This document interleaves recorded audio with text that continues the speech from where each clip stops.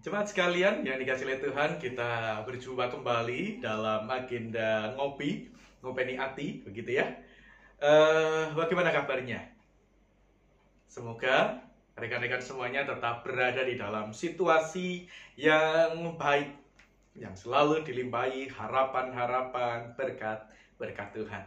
Mari kita akan bersama-sama sejenak memulai agenda kita hari ini. Kita bersatu hati di dalam doa. Mari kita berdoa.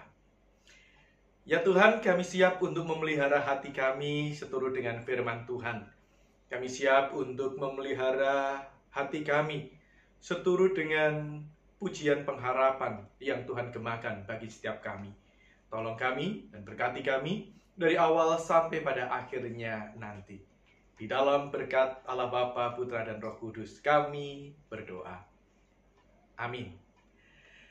Bapak, Ibu, dan saudara-saudara sekalian yang dikasih oleh Tuhan, sahabat-sahabat ngopi.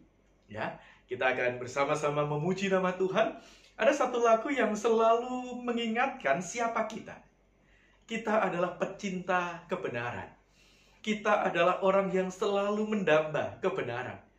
Tapi apakah kita juga yang mau dan rela berjuang demi kebenaran itu? Kita akan bersama-sama naikkan pujian ini, PKJ 279.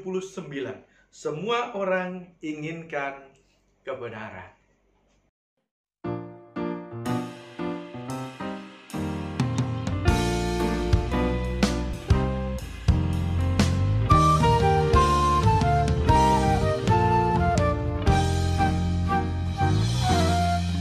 Semua orang inginkan kebenaran, berada di pihaknya. Namun sedikit yang sungguh mau berada di pihak kebenaran.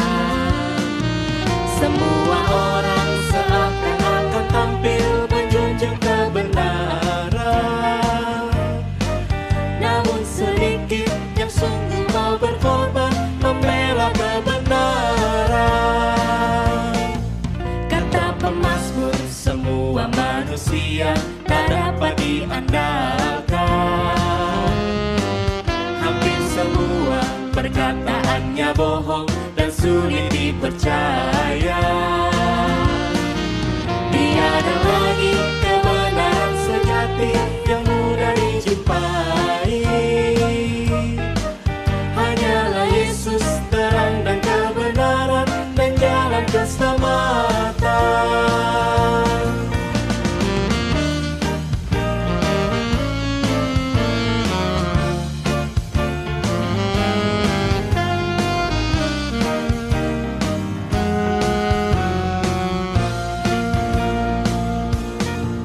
Semua orang yang cari kebenaran menjadi salah jalan. Tak tahu lagi harus pilih yang mana, semuanya serupa. Setiap hari semuanya berubah, oh sungguh membingungkan. Hanyalah Yesus, terang dan kebenaran, yang tak pernah berubah.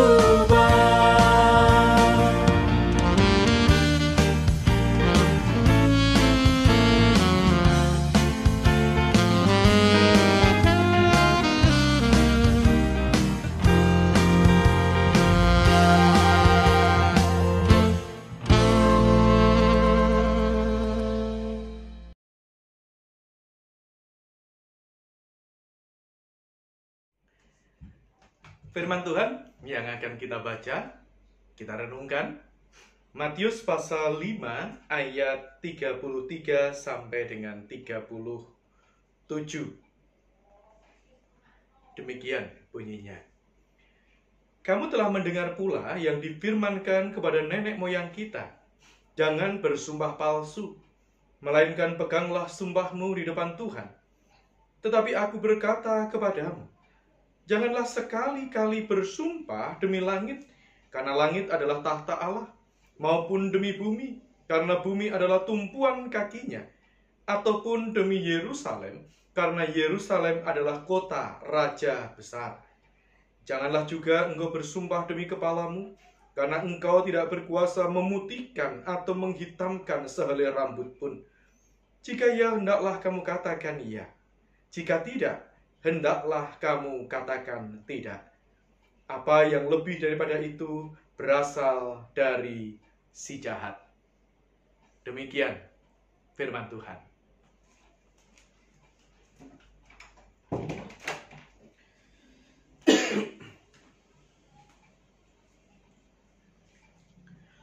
Bapak, Ibu, dan saudara sekalian yang terkasih di dalam Tuhan, siapa yang tidak atau siapa yang belum tahu khotbah fenomenal yang disampaikan oleh Tuhan Yesus untuk mengajar para murid, bahkan juga untuk mengajar orang banyak yang datang pada waktu itu. Ya, Matius pasalnya yang ke-5 sampai dengan Matius pasalnya yang ke-7 adalah khotbah di bukit. Satu bagian yang digunakan oleh Tuhan Yesus untuk mengajarkan prinsip-prinsip di dalam membangun sebuah kehidupan yang baik. Baik itu dalam relasi orang beriman dengan Tuhan maupun dalam relasinya dengan sesama.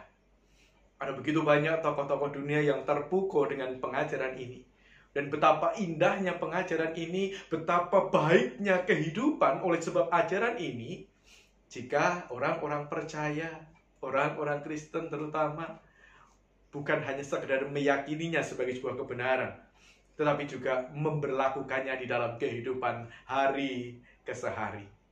Niscaya kasih, damai sejahtera, sukacita itu boleh sungguh-sungguh menjadi benih-benih yang tersemai di dalam aktivitas kehidupan bergereja. Nah, oleh karena itu hari ini ada satu bagian yang hendak kita renungkan kembali, salah satu bagian dari khotbah Tuhan Yesus di bukit ini.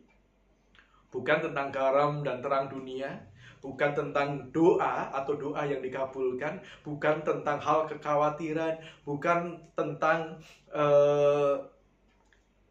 garam dan terang dunia, bukan tentang hal berpuasa atau mengumpulkan harta, tetapi tentang lisan atau kata-kata.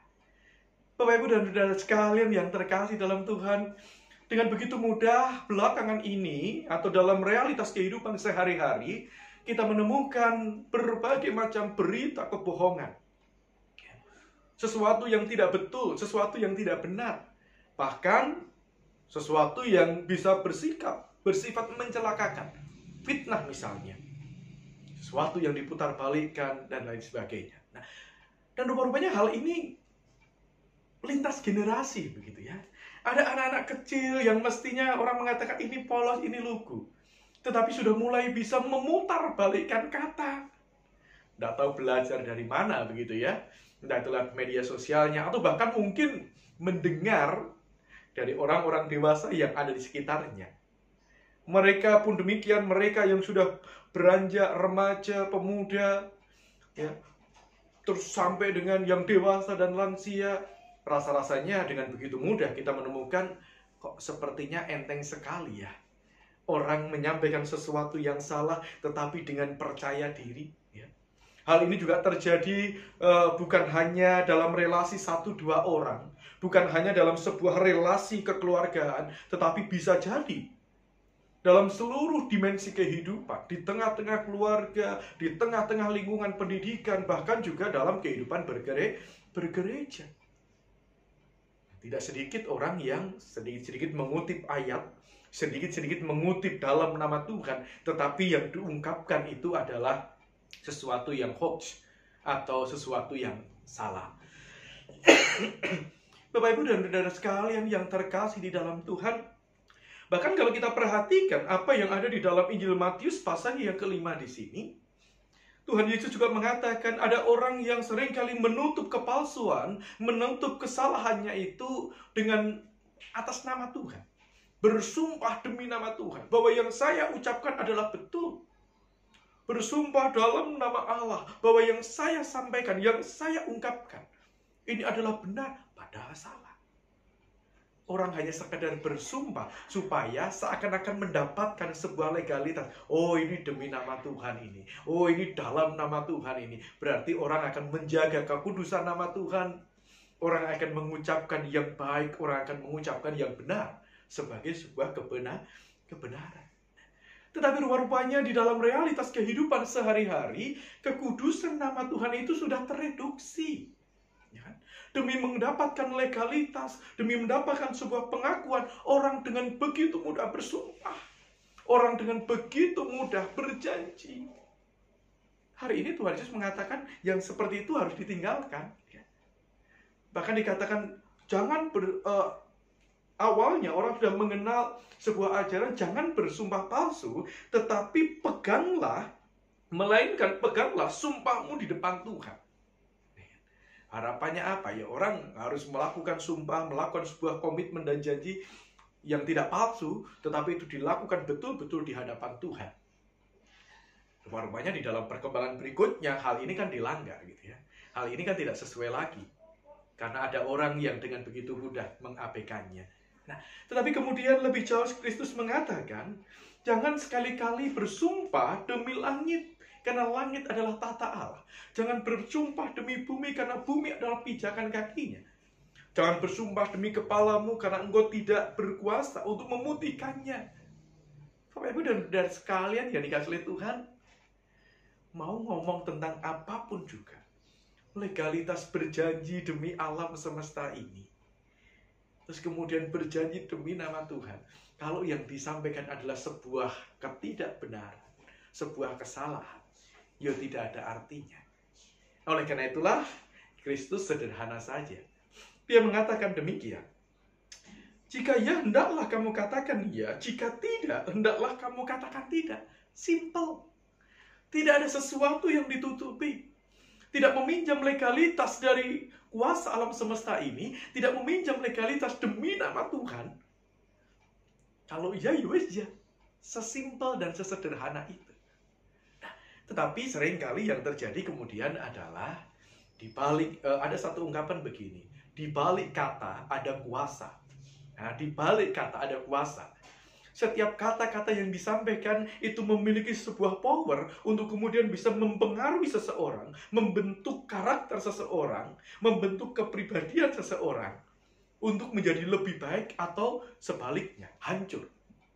Untuk hidup benar atau sebaliknya, salah. Maka disinilah kemudian pentingnya kita mengungkapkan sesuatu yang baik, sesuatu yang benar. Yang benar, yang salah, ya salah. Apa adanya. Tetapi sekali lagi kemudian ini menjadi sesuatu yang berat. Ini menjadi sesuatu yang sulit. Kenapa? Karena orang takut ketahuan apa yang menjadi kekurangannya. Orang sungkan, orang malu apabila ketahuan apa yang menjadi kerapuhannya.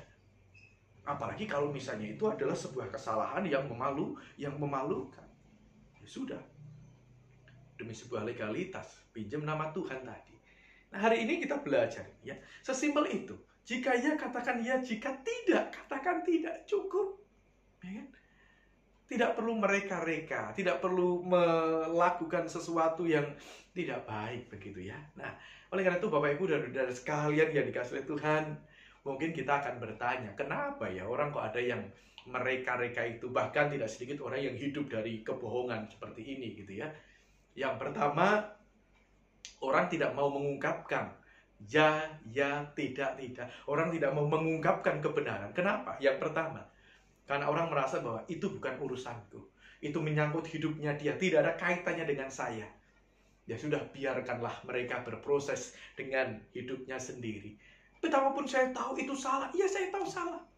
Betapapun saya tahu ini betul, iya ini betul. Tapi tahu itu urusan mereka, bukan urusan saya. Biarkan, tidak ada kaitannya dengan saya. Ya.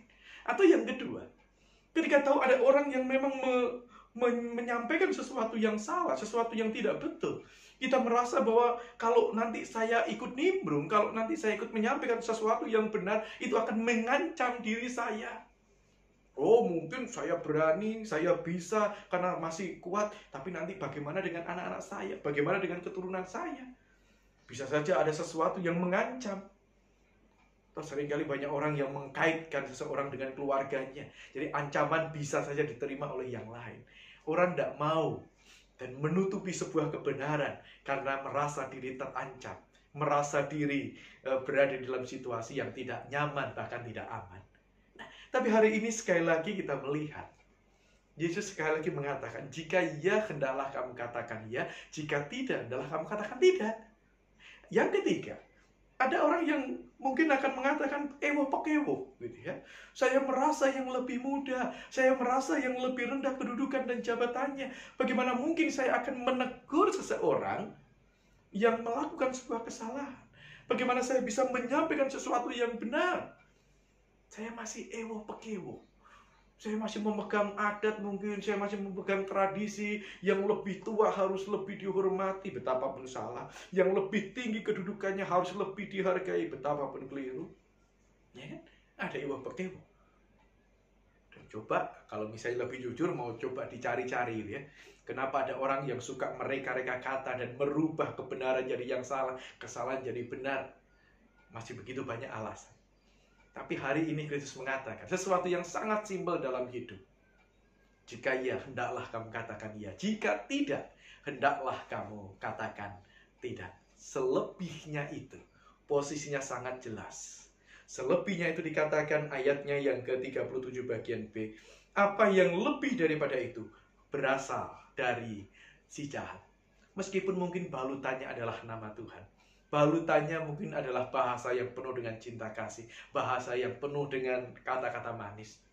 Tetapi kalau sudah lebih daripada ya katakan ya, tidak katakan tidak, ada godaan untuk jatuh dalam kuasa kejahatan. Mari kita bersama-sama berefleksi, kita melihat kondisi kita melihat keberadaan kita di tengah-tengah dunia yang haus akan kebenaran. Mari kita mengungkapkan segala sesuatunya seperti apa adanya. Jika ya, katakan ya. Jika tidak, katakan tidak. Simple bukan? Kiranya Tuhan menolong kita. Amin. Kita bersatu hati menaikkan doa-doa syafaat kita. Bapa yang bertahta di dalam kerajaan surga, ajar kami untuk selalu berkata ya ataupun berkata tidak, sebagaimana yang semestinya harus kami ucapkan. Jika ya, hendaklah kami katakan ya. Jika tidak, hendaklah kami katakan tidak. Kami butuh pertolongan Tuhan, kami butuh kekuatan Tuhan, sehingga kami boleh selalu berada pada pihak kebenaran, apapun resiko yang harus kami jalani. Dan kami boleh memancarkan terang kebenaran Tuhan itu dimanapun Tuhan menempatkan kami. Kami bersyukur untuk firman-Mu, dan bila firman itu boleh menjadi bekal untuk kami terus melaju dalam kehidupan ini, untuk seturut dengan kehendak Tuhan.